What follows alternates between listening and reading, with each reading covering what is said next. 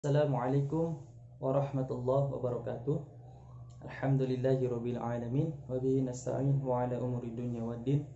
Assalatu wassalamu ala asyrafil anbiya'i wal mursalin wa ala alihi wa sahbihi ajmain. Amma ba'du. Sabahul khair.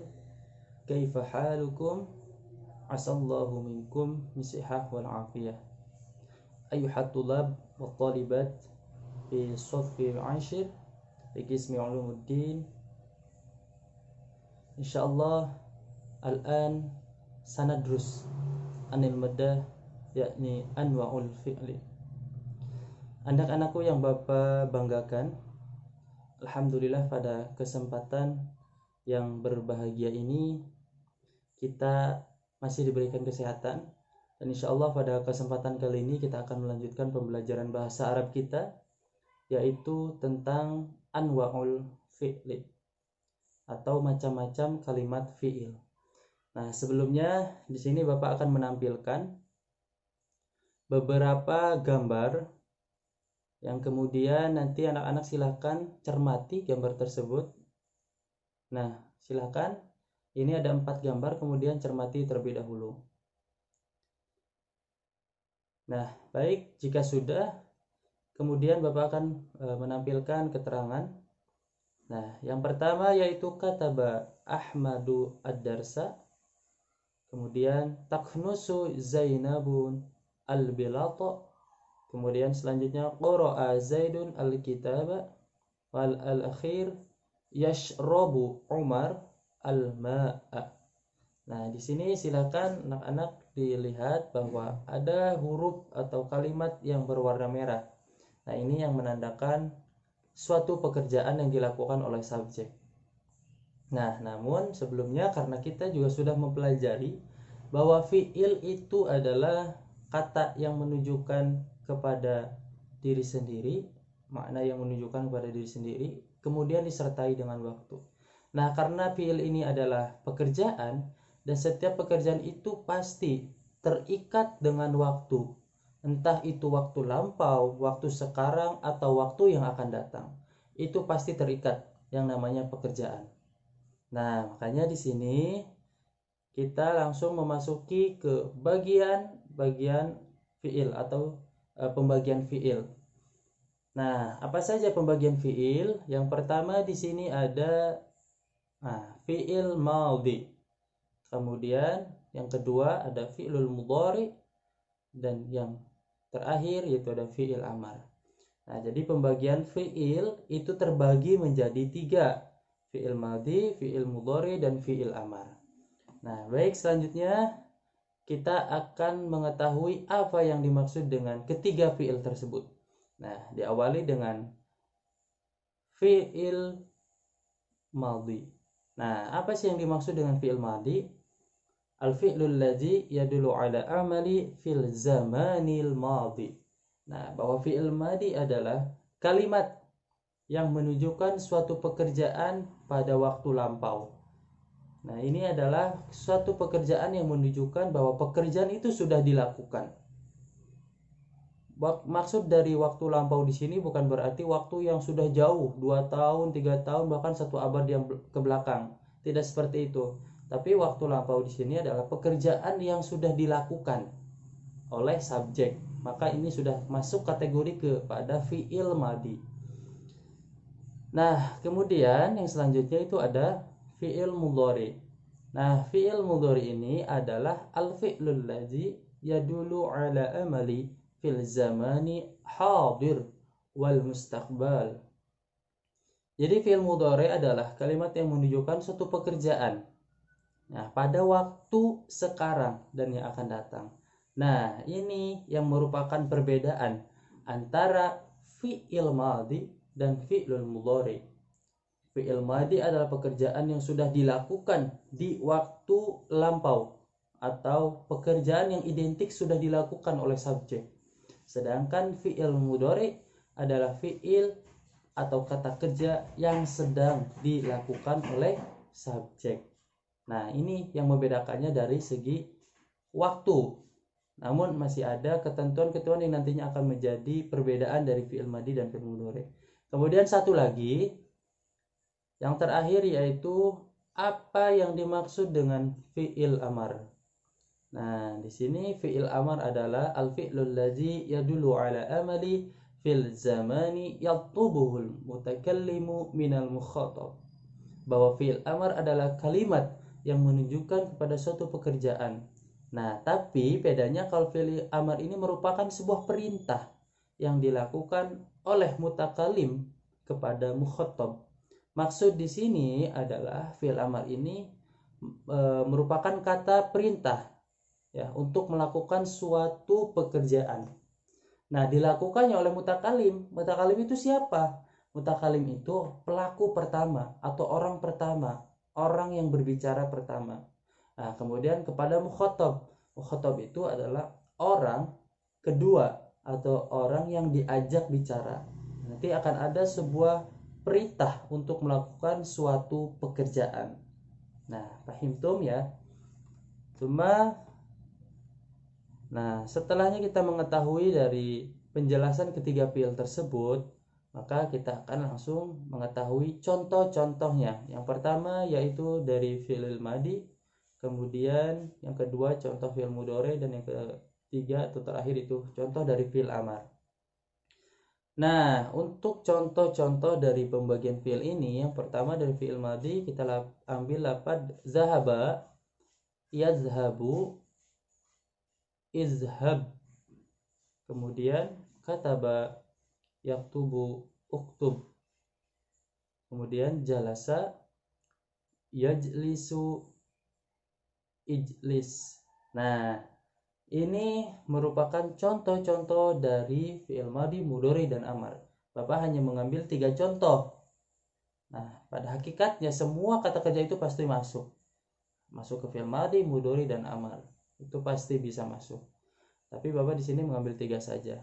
Nah, selanjutnya kita beranjak kepada ketentuan di 3 fi'il tersebut. Nah, yang pertama itu ketentuan di fi'il madhi. Apa sih yang jadi ketentuan di fi'il madhi? Nah, fi'il madhi itu berharokat fathah di akhirnya, ya. Selamanya itu pasti berharokat fathah. Nah, kemudian contohnya di sini adalah zahaba, qara'a, jalasa, fataha.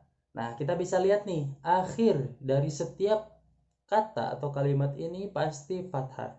Zahaba, ba-nya itu patah. Qara'a, hamzahnya patah. Jalasa, sa-nya patah. Begitu pun dengan fataha, hanya patah. Maka fi'il madhi ini maftuhan abadan fi akhirih, bahwa fathah selamanya pada akhirnya. Nah, kemudian kita berlanjut kepada ketentuan fi'il mudhari. Nah, ketentuan dari fi'il mudhari adalah setiap fi'il mudhari itu pasti diawali dengan huruf hamzah, nun, ya, dan ta, atau kita sebut dengan harful mudhari'ah. Nah, harful mudhari'ah ini huruf yang masuk kepada fi'il mudhari. Nah, untuk lebih gampang dalam menghafal huruf-huruf ini, kita singkat, kita jadikan suatu kalimat, yaitu anita atau anaitu. Itu bisa untuk lebih menguatkan hafalan saja sebenarnya. Nah, kemudian selanjutnya contohnya kalimat-kalimat yang menggunakan huruf-huruf mudhari'ah pada fi'il mudhari, yaitu yazhabu menggunakan ya, tazhabu menggunakan ta, nadhabu menggunakan nun, dan azhabu menggunakan hamzah. Kemudian kita akan berlanjut kepada ketentuan fi'il amar. Nah, ketentuan fi'il amar, apa saja yang menjadi ketentuan fi'il amar? Nah, di sini ketentuan atau cara membuat fi'il amar. Nah, kita ketahui bahwa fi'il amar ini adalah kata perintah, dan setiap fi'il amar itu terbentuk dari fi'il mudhari. Nah, harus terbentuk dari fi'il mudhari. Bagaimana cara merubah dari fi'il mudhari menjadi fi'il amar? Nah, ini ada cara-caranya atau ada ketentuan-ketentuan dalam merubah fi'il mudhari kepada fi'il amar. Yang pertama, membuang huruf mudhari'ah. Nah, yang 4 tadi, anaitu, anita. Itu huruf itu ketika berada di fi'il mudhari dan ingin dirubah kepada fi'il amar, maka harus dibuang terlebih dahulu. Kemudian ditambahkan huruf hamzah.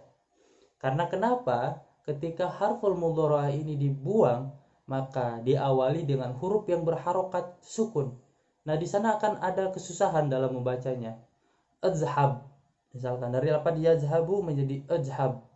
Nah, itu kan tidak bisa dalam membacanya, atau biasa disebut dengan ibtidah bisahkan, itu tidak bisa. Nah, kemudian setelah itu ditambahkanlah huruf hamzah. Nah, huruf hamzah, untuk menentukan harokat huruf hamzah ini ada beberapa ketentuan. Dengan mengikuti ain fi'il mudhari. Nah, ketentuannya ketika ain fi'il mudhari itu doma, maka harokat hamzahnya doma. Ketika ain fi'il mudhari itu kasroh atau fathah, maka harokat hamzah itu kasroh. Nah, kemudian huruf akhir itu pasti disukunkan dan harus disukunkan untuk fi'il amar. Nah, kita langsung lihat kepada contoh. Nah, di sini Bapak sertakan fi'il mudhari yang nantinya akan kita rubah menjadi fi'il amar. Dari lafaz yazhabu, kemudian kita rubah menjadi fi'il amar menjadi izhab. Nah, kita ketahui Bapak bahwa untuk menentukan ain fi'il mudhari di sini kita harus kembalikan dulu ke wajan. Yazhabu itu mengikuti wajan yaf'alu. Nah, ainnya itu berada di huruf ha. Yazhabu yaf'alu, maka ain fi'ilnya berharokat fathah. Ya. Nah, setelah itu kita sudah mengetahui harokat dari ain fi'il mudhari. Selanjutnya kita buang harful mudhari'ah yaitu ya-nya. Kemudian tambahkan hamzah. Nah, untuk menentukan hamzah di sini harokatnya, maka kita lihat ke harokat ain fi'il mudhari yaitu fathah. Maka harokat hamzah di sini harus kasroh, mengikuti ketentuan yang sudah kita pelajari tadi, sudah kita sebutkan tadi. Nah, kemudian akhir dari fi'il amar ini mesti disukunkan. Nah, kemudian lafaz selanjutnya contohnya yajlisu. Nah, yajlisu di sini fi'il amarnya ijlis. Sama, dalam ketentuannya sama. Yajlisu mengikuti wajan yaf'ilu. Ain fi'ilnya yaitu berada di dalam huruf lam berharokat kasroh, maka hamzahnya di sini berharokat kasroh. Ya, kemudian harokat akhirnya disukunkan. Nah, yang terakhir yaktubu uktub. Nah, yaktubu di sini mengikuti wajan yaf'ulu. Ain fi'ilnya berharokat doma. Di sini berada pada huruf ta, ain fi'ilnya berharokat doma. Nah, mesti hamzah di sini harus berharokat doma juga. Nah, kemudian akhirnya disukunkan. Nah, tadi adalah cara membuat fi'il amar dengan menghapus dulu huruf mudhari'ahnya, kemudian ditambahkan dengan hamzah. Nah, untuk menentukan harokat hamzahnya kita harus melihat ke ain fi'il mudhari, kemudian huruf di akhirnya itu mesti disukunkan. Nah, itu adalah ketentuan di dalam fi'il amar, cara membuat fi'il amar dan yang lainnya. Nah, itu ketiga fi'il sudah kita bahas ketentuannya. Nah, mungkin itu saja yang bisa Bapak sampaikan pada pertemuan kali ini perihal anwaul fi'li. Nah, semoga bisa bermanfaat dan selanjutnya kita lanjutkan diskusi di dalam grup. Bagi anak-anak yang belum paham materinya, silahkan bisa ditanyakan, didiskusikan di dalam grup. Ya, mungkin itu saja. Terima kasih atas segala perhatiannya. Akhirul kalam, wallahul muwaffiq ila aqwamit thoriq. Wassalamualaikum warahmatullahi wabarakatuh.